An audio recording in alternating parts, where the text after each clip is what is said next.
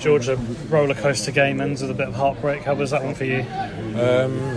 Tough way to end, if I'm honest. But a hell of a lot of positives in there as well, and I think that's what we need to focus on.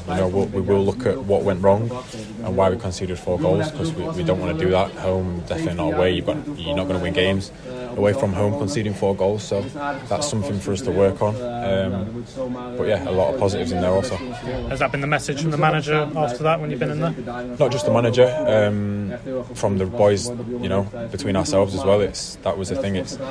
Today we've been on the wrong side of something that you don't want to see happen, but ultimately we also have to focus on what we did well, and what we did well can win us games if we cut out a few of the errors. So yeah, as much as things went wrong, things also went really right. Yeah, talk to me about the start then, because you really came out of the blocks as a club that knows how to start games well. You would have looked at that in depth, and then half an hour you were 2-0 up.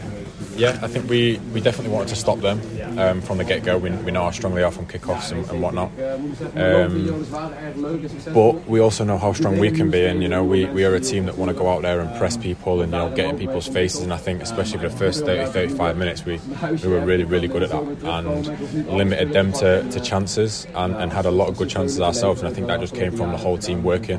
From myself at the top end of the pitch to the boys at the back, really squeezing the game and ultimately putting them under pressure and creating chances. So yeah, there's a lot of positives. I assume on an individual level the positives has to be there as well. You get the assist for Sammy's goal and then a really nice finish for the second.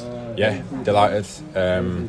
Obviously a bit of the gloss taken off it, losing the game as we did, which is the main thing. It's not about me and my goal, it's about how we ended the game, and that's something that we'll look at next week. Yeah, it was an amazing feeling. And one that I'll remember for a long time, one that I'll be very, very proud of myself. But ultimately it means nothing when you go and lose the game the way we did. So for me it's just about getting back on the training pitch Monday, going, getting into next weekend, hopefully getting myself back in the team again and scoring more goals and hopefully coming out the right side of the result this time.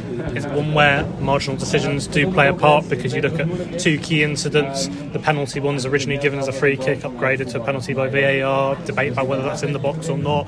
Then with the second yellow card for Harry Clark, you look at the replays, looks like you might get the ball there, but VAR can't do anything about it. So those kind of minor things that can decide a game of football at this level. Yeah, too right, it's just moments. Some go for you, some go against you. Today we had 2 go against us. And yeah, they definitely played a part, but that wasn't the be all and end all. We conceded 2 goals before that, 2 preventable goals from our part, 2 good goals on their part. So it is a game of moments. It's fine margins, especially in the Premier League. Things that you might have got away with last season, you're not going to get away with this season because the standard's too high. But ultimately, it's things for us to work on. And I know we've said that in the last few weeks, but I think today especially we saw a lot of positives, and a lot of things we have been working on worked really, really well. And yeah, it's just about sticking to it and doubling down on everything we do. Did the last part of that game show your character? Because going into this match you had a lot of injuries, there's quite a few players who are out, then you're down to 10 men and you still managed to go and get that equaliser from what felt like nothing.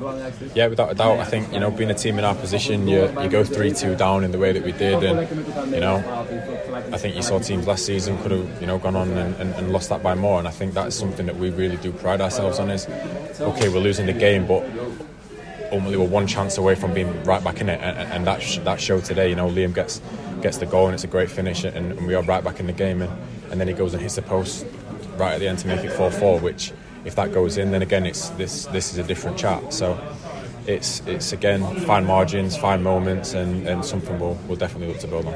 Yeah, last one from me. It's a full Premier League debut for you. Liam Delap's been in exceptional form. You've been training with him a lot and competing with him. How are you finding that battle to be the lone striker for Ipswich?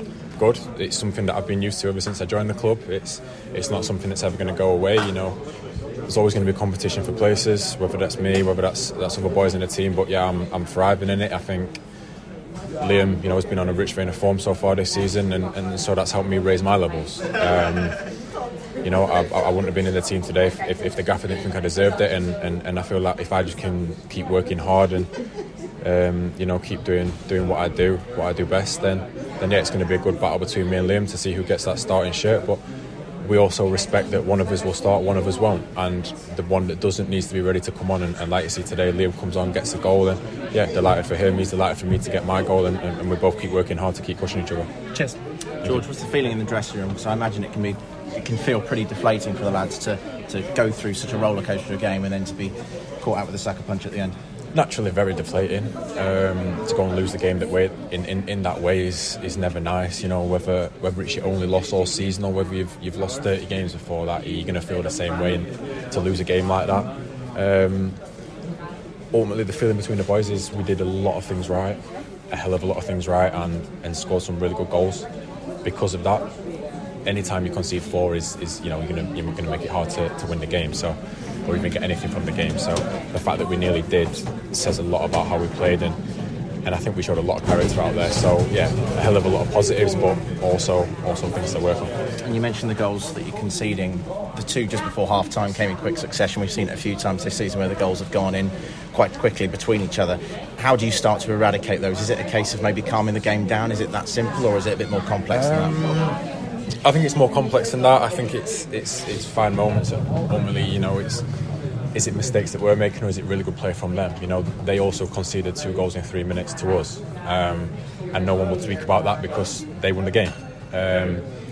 We didn't win the game, so people will turn around and go, yeah, we conceded 2 very quickly before half time, we shouldn't do that and whatnot, and rightly so, we shouldn't do that, but that's what happens, that's football. We went in at half time, we weren't down, we were going, right, okay, we're right in this game, and we've shown that first 45 minutes, so it didn't go our way second half, but that is football, and all we can do is keep working hard and trying to eradicate the things that didn't go our way today.